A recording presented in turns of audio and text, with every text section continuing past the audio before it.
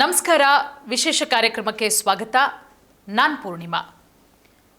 ಈಗಾಗಲೇ ರಾಜ್ಯಾದ್ಯಂತ ಸಂಬಂಧಪಟ್ಟಂತಹ ಅಧಿಕಾರಿಗಳು ಈ ನಕಲಿ ದಾಖಲಾತಿಗಳನ್ನು ಸೃಷ್ಟಿ ಮಾಡಿ ಯಾರೆಲ್ಲ BPL ಕಾರ್ಡ್ಗಳನ್ನು ಪಡ್ಕೊಂಡಿದ್ದಾರೋ ಅಂಥವರ ಕಾರ್ಡ್ಗಳನ್ನು ಕ್ಯಾನ್ಸಲ್ ಮಾಡುವಂತಹ ಕೆಲಸ ದೊಡ್ಡ ಮಟ್ಟದಲ್ಲಿ ನಡೀತಾ ಇದೆ. ಆಯಾ ಜಿಲ್ಲೆಗಳಲ್ಲಿ ಸಂಬಂಧಪಟ್ಟಂತಹ ಅಧಿಕಾರಿಗಳು ಆಯಾ ತಾಲೂಕುಗಳಲ್ಲಿ ಎಲ್ಲವನ್ನ ಕೂಡ ಪರಿಶೀಲನೆ ಮಾಡಿ ಯಾರೆಲ್ಲ ಒಂದು ರೀತಿಯಲ್ಲಿ ಅನಗತ್ಯವಾಗಿ ಅಂದರೆ ಅವರು BPL ಕಾರ್ಡ್ ಹೋಲ್ಡರ್ ಅದಕ್ಕೆ ಸಂಬಂಧಪಟ್ಟಂತಹ ಕೆಲವೊಂದಿಷ್ಟು ಮಾನದಂಡಗಳಿರುತ್ತೆ. ಅಂದರೆ ಇಂಥವರೇ BPL ಕಾರ್ಡ್ಗಳನ್ನು ಇಟ್ಕೋಬೇಕು, ಅವರ ಬಳಿ ಇಷ್ಟು ಜಮೀನು ಇರಬೇಕಾ ಅಥವಾ ಇರಬಾರ್ದಾ, ಮತ್ತು ಕಾರ್ ಇರಬೇಕಾ ಅಥವಾ ಬೈಕ್ ಇರಬೇಕಾ, ಒಂದಷ್ಟು ರೂಲ್ಸ್ಗಳಿರುತ್ತೆ. ಆ ರೂಲ್ಸ್ಗಳನ್ನು ಬ್ರೇಕ್ ಮಾಡಿ ಒಂದಷ್ಟು ಜನ ಅನಧಿಕೃತವಾಗಿ BPL ಕಾರ್ಡ್ಗಳನ್ನು ಯಾರು ಇಟ್ಕೊಂಡಿರ್ತಾರೋ ಅಂತಹ ಕಾರ್ಡ್ಗಳನ್ನು ಮುಲಾಜಿಲ್ಲದೆ ರಾಜ್ಯಾದ್ಯಂತ CM ಸಿದ್ದರಾಮಯ್ಯ ಅವರೇ ಆದೇಶ ಕೊಟ್ಟಿದ್ದಾರೆ. ಸಂಬಂಧಪಟ್ಟಂತಹ ಅಧಿಕಾರಿಗಳು ಅದನ್ನು ಕ್ಯಾನ್ಸಲ್ ಮಾಡುವಂತಹ ಕೆಲಸವನ್ನು ಮಾಡ್ತಾ ಇದ್ದಾರೆ. ಇದೊಂದು ಪಾರ್ಟ್ ಆದರೆ ರಾಜ್ಯದ ಜನ ಈ BPL ಕಾರ್ಡ್ನ ತಿದ್ದುಪಡಿಗೆ ಸಾಕಷ್ಟು ದಿನಗಳಿಂದ ವೆಯ್ಟ್ ಮಾಡ್ತಾ ಇದ್ರು, ಸಾಕಷ್ಟು ಸಮಯದಿಂದ ವೆಯ್ಟ್ ಮಾಡ್ತಾ ಇದ್ರು.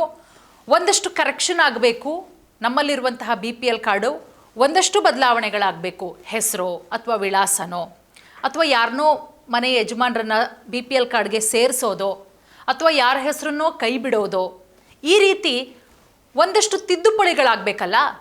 ಆ ತಿದ್ದುಪಡಿ ಮಾಡೋದಕ್ಕೆ ಈಗ ಅವಕಾಶಗಳು ಒದಗಿ ಬಂದಿದೆ. ಹಾಗಾದರೆ ಯಾವ ರೀತಿ ತಿದ್ದುಪಡಿ ಮಾಡ್ಕೋಬೇಕು, ಹೇಗೆ, ಎಲ್ಲಿ ಮಾಡ್ಕೋಬೇಕು, ಎಷ್ಟು ದಿನದ ಒಳಗಡೆ BPL ಕಾರ್ಡು ತಿದ್ದುಪಡಿ ಆಗುತ್ತೆ, ಕಂಪ್ಲೀಟ್ ಆದಂಥ ಮಾಹಿತಿಯನ್ನು ಈ ವಿಡಿಯೋದಲ್ಲಿ ತಿಳಿಸ್ಕೊಡ್ತಾ ಹೋಗ್ತೀನಿ. ನಿಮ್ಮ ಯಾವುದೇ ಡೌಟ್ಗಳಿದ್ರೂ ಕೂಡ ನೀವು ಕಮೆಂಟ್ ಮಾಡೋದ್ರ ಮುಖಾಂತರ ನಿಮ್ಮ ಸಮಸ್ಯೆಗಳನ್ನು ಬಗೆಹರಿಸ್ಕೋಬೋದು. ಅಂದರೆ ಕೆಲವೊಂದಿಷ್ಟು ಜನಕ್ಕೆ ಕನ್ಫ್ಯೂಷನ್ ಇರುತ್ತೆ, ಎಲ್ಲಿ ಹೋಗೋದು, ಯಾವ ರೀತಿ, ಕಂಪ್ಲೀಟ್ ಆಗಿ ಈ ವಿಡಿಯೋದಲ್ಲಿ ನಿಮಗೆ ಎಕ್ಸ್ಪ್ಲೇನ್ ಮಾಡ್ತಾ ಹೋಗ್ತೀನಿ. ನೋಡಿ, ರಾಜ್ಯದಲ್ಲಿ ಪಡಿತರ ಚೀಟಿ ತಿದ್ದುಪಡಿ ಅಂದರೆ BPL ಕಾರ್ಡನ್ನು ತಿದ್ದುಪಡಿ ಮಾಡೋದಕ್ಕೆ ರಾಜ್ಯ ಸರ್ಕಾರ ಒಂದಷ್ಟು ಅವಕಾಶಗಳನ್ನು ಕೊಟ್ಟಿದೆ. ಎಷ್ಟು ದಿನ ಇರುತ್ತೆ ಈ ಅವಕಾಶ, ಹೇಗೆ ತಿದ್ದುಪಡಿಯನ್ನು ಮಾಡ್ಕೋಬೇಕು? ನಾನು ಆಗಲೇ ಹೇಳಿದ್ನಲ್ಲ, ಈ ನಕಲಿ ದಾಖಲಾತಿಗಳನ್ನು ಸೃಷ್ಟಿ ಮಾಡಿ ಕೆಲವೊಂದಿಷ್ಟು ಮಾನದಂಡಗಳನ್ನು ಉಲ್ಲಂಘನೆ ಮಾಡಿ ಒಂದಷ್ಟು ಜನ BPL ಕಾರ್ಡ್ಗಳನ್ನು ಪಡ್ಕೊಂಡಿದ್ದಾರೆ. ಸೊ ಅಂತಹ ಕಾರ್ಡ್ಗಳನ್ನು ಕ್ಯಾನ್ಸಲ್ ಮಾಡುವಂತಹ ವ್ಯವಸ್ಥೆ ಕೂಡ ಒಂದು ಕಡೆ ನಡೀತಾ ಇದೆ, ರದ್ದುಪಡಿಸೋದು. ಇದೆಲ್ಲದರ ನಡುವೆ ಪಡಿತರ ಚೀಟಿ ತಿದ್ದುಪಡಿಗೆ ಮತ್ತೆ ಸರ್ಕಾರದ ವತಿಯಿಂದ ಅವಕಾಶವನ್ನು ಕಲ್ಪಿಸಿಕೊಡಲಾಗಿದೆ. ಹಾಗಾದರೆ ಏನೆಲ್ಲ ತಿದ್ದುಪಡಿಗಳನ್ನು ಮಾಡಬಹುದು, ಯಾವ ರೀತಿ ಕರೆಕ್ಷನನ್ನು ಮಾಡಿಸ್ಕೋಬಹುದು, ಅದಕ್ಕೆ ಯಾವೆಲ್ಲ ದಾಖಲಾತಿಗಳನ್ನು ಕೊಡಬೇಕು, ಯಾರಿಗೆ ಕೊಡಬೇಕು, ಹೇಗೆ, ಕಂಪ್ಲೀಟ್ ಆದಂಥ ಮಾಹಿತಿಯನ್ನು ಕೊಡ್ತಾ ಹೋಗ್ತೀನಿ. ನೋಡಿ, ಏನೆಲ್ಲ ತಿದ್ದುಪಡಿಯನ್ನು ಮಾಡಿಸಬಹುದು. ಮೊದಲಿಗೆ ಹೊಸ ಸದಸ್ಯರನ್ನು ಸೇರ್ಪಡೆ ಮಾಡುವಂತಹ ವಿಚಾರ. BPL ಕಾರ್ಡ್ಗೆ ಸಂಬಂಧಪಟ್ಟಂತೆ ಈಗ ಮನೆಯಲ್ಲಿ ಒಂದು 4 ಜನ ಇರ್ತಾರೆ, 5ನೇವರು ಯಾರನ್ನೋ ಒಬ್ಬರನ್ನ ಸೇರ್ಪಡೆ ಮಾಡಬೇಕು, ಮಗನೋ ಮಗಳು ಯಾರೋ ಎಕ್ಸೆಟ್ರಾ ಎಕ್ಸೆಟ್ರಾ. ಇವರನ್ನ ಸೇರ್ಪಡೆ ಮಾಡಬೇಕು ಅಂದರೆ ಇಂಥವರನ್ನು ಸೇರ್ಪಡೆ ಮಾಡುವಂತಹ ಅವಕಾಶ ಕೂಡ ಈಗ ಇದೆ.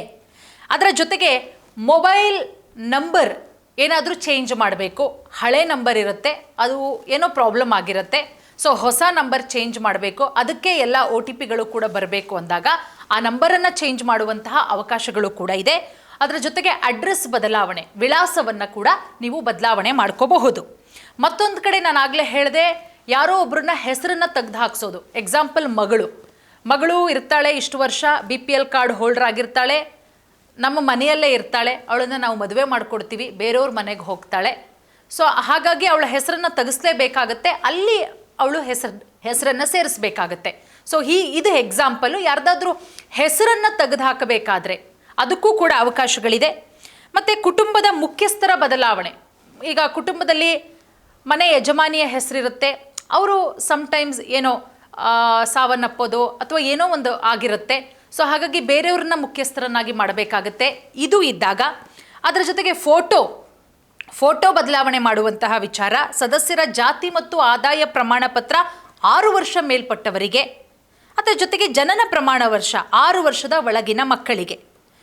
ಅದೆಲ್ಲದರ ನಡುವೆ ಏನೇನು ದಾಖಲಾತಿಗಳು ಬೇಕು ಅದನ್ನು ಕೂಡ ಹೇಳ್ತಾ ಹೋಗ್ತೀನಿ. ನೋಡಿ, ಪತ್ನಿ ಹೆಸರು ಸೇರ್ಪಡೆಗೆ ಬೇಕಾದಂತಹ ದಾಖಲಾತಿಗಳು. ಎಕ್ಸಾಂಪಲ್ ಯಾಕೆ ಹೇಳ್ತಾ ಇದ್ದೀನಿ ಅಂದರೆ, ಹೊಸದಾಗಿ ಮದುವೆ ಆಗಿರ್ತೀರಾ, ಸೊ ನಿಮ್ಮ ಹೆಂಡತಿಯ ಹೆಸರನ್ನು ಕೂಡ ಕಾರ್ಡ್ಗೆ, ಪಡಿತರ ಕಾರ್ಡ್ಗೆ ಸೇರಿಸಬೇಕಾಗಿರುತ್ತೆ. BPL ಇರಬಹುದು ಅಥವಾ APL ಇರಬಹುದು. ಸೊ ಅದಕ್ಕೆ ಏನು ಡಾಕ್ಯುಮೆಂಟ್ಸ್ ಬೇಕು? ನಿಮ್ಮ ಪತ್ನಿಯ ಹೆಸರನ್ನು ಸೇರಿಸಬೇಕು ಅಂತ ಹೇಳಿದ್ರೆ ಆಧಾರ್ ಕಾರ್ಡ್ ಬೇಕು, ಮಸ್ಟ್ ಆ್ಯಂಡ್ ಶುಡ್ಡು. ಅದರ ಜೊತೆಗೆ ಮ್ಯಾರೇಜ್ ಸರ್ಟಿಫಿಕೇಟ್ ಬೇಕಾಗುತ್ತೆ, ಮದುವೆಯ ಪ್ರಮಾಣ ಪತ್ರ. ಅದರ ಜೊತೆಗೆ ಪೋಷಕರ ಪಡಿತರ ಚೀಟಿ ಕೂಡ ಇಲ್ಲಿ ಬೇಕಾಗತ್ತೆ. ಇನ್ನು ಮಗುವಿನ ಹೆಸರು, ಮಗು ಹುಟ್ಟಿರುತ್ತೆ, ಆ ಮಗುವನ್ನು ಕೂಡ ಸೇರ್ಪಡೆ ಮಾಡಬೇಕು ಅಂತ ಹೇಳಿದ್ರೆ ಮಗುವಿನ ಜನನ ಪ್ರಮಾಣ ಪತ್ರ, ಅದು ಹಾಸ್ಪಿಟಲಲ್ಲಿ ಕೊಡ್ತಾರೆ. ಬರ್ತ್ ಸರ್ಟಿಫಿಕೇಟ್, ಈ ಬರ್ತ್ ಸರ್ಟಿಫಿಕೇಟನ್ನು ಕೂಡ ಕೊಡಬೇಕು. ಅದರ ಜೊತೆಗೆ ಪೋಷಕರ ಆಧಾರ್ ಕಾರ್ಡ್ ಕೂಡ ಇರಬೇಕಾಗತ್ತೆ. ಮತ್ತೆ ಒಂದಷ್ಟು ಕ್ವಶನ್ಸ್ಗಳಿರುತ್ತೆ. ಈಗೆಲ್ಲ ಹೇಳಿದ್ರಿ, ಯಾವ ರೀತಿ ನಾವು ತಿದ್ದುಪಡಿಗೆ ಅರ್ಜಿಯನ್ನು ಸಲ್ಲಿಸಬಹುದು, ಎಲ್ಲಿ ನಾವು ಸಲ್ಲಿಸಬೇಕು ಅನ್ನುವುದು ಕೂಡ ಒಂದಷ್ಟು ಜನಕ್ಕೆ ಕನ್ಫ್ಯೂಷನ್ ಇರುತ್ತೆ. ಎಲ್ಲಿ ಅಂತ ಹೇಳಿದ್ರೆ ಬೆಂಗಳೂರವರಾಗಿದ್ದರೆ ಬೆಂಗಳೂರು 1, ಹಳ್ಳಿ ಕಡೆ ಆಗಿದ್ರೆ ನಿಮಗೆ ಗ್ರಾಮ ಪಂಚಾಯಿತಿ, ಮತ್ತು ಕರ್ನಾಟಕ 1. ಅದರ ಜೊತೆಗೆ ಬೇರೆ ಬೇರೆ ಸೈಬರ್ ಸೆಂಟರ್ಗಳಲ್ಲೂ ಕೂಡ ಅರ್ಜಿಯನ್ನು ನೀವು ಸಲ್ಲಿಕೆ ಮಾಡಬಹುದು. ಇಲ್ಲಿ ಹೊಸ ರೇಷನ್ ಕಾರ್ಡ್ಗೂ ಕೂಡ ಅರ್ಜಿ ಸಲ್ಲಿಕೆ ಮಾಡಬಹುದು. ಕೇಳ್ಕೊಳ್ಳಿ, ರೇಷನ್ ಕಾರ್ಡಲ್ಲಿ ಏನಾದರೂ ಕರೆಕ್ಷನ್ ಇದ್ರೂ ಕೂಡ ಮಾಡ್ಕೋಬಹುದು. ಅದರ ಜೊತೆಗೆ ಹೊಸ ರೇಷನ್ ಕಾರ್ಡ್ಗೂ ಕೂಡ ಇಷ್ಟೂ ಸೆಂಟರ್ಗಳಲ್ಲಿ ಅರ್ಜಿಯನ್ನು ಸಲ್ಲಿಸ್ಬೋದು. ಎಲ್ಲಿ? ಬೆಂಗಳೂರು 1ನಲ್ಲಿ, ಗ್ರಾಮ ಪಂಚಾಯಿತಿಲಿ, ಕರ್ನಾಟಕ 1ನಲ್ಲಿ, ಅದರ ಜೊತೆಗೆ ನಿಮ್ಮ ಮನೆಯ ಹತ್ತಿರದಲ್ಲಿರುವಂತಹ ಕೆಲವೊಂದಿಷ್ಟು ಸೈಬರ್ಗಳಲ್ಲೂ ಕೂಡ ಹೋಗಿ ನೀವು ಅರ್ಜಿಯನ್ನು ಸಲ್ಲಿಸಬಹುದು. ಅದರ ಜೊತೆಗೆ ಅಂದರೆ ರೇಷನ್ ಕಾರ್ಡ್ಗೆ ಅರ್ಜಿ ಮಾಡಬಹುದು, ಹೊಸ ರೇಷನ್ ಕಾರ್ಡ್ಗೆ. ಆದರೆ ಹೊಸ ರೇಷನ್ ಕಾರ್ಡ್ಗೆ ಯಾವಾಗ ಅನ್ನೋದ್ರ ಬಗ್ಗೆ ಇನ್ನೂ ಕೂಡ ಡೇಟ್ ಮೆನ್ಷನ್ ಆಗಿಲ್ಲ.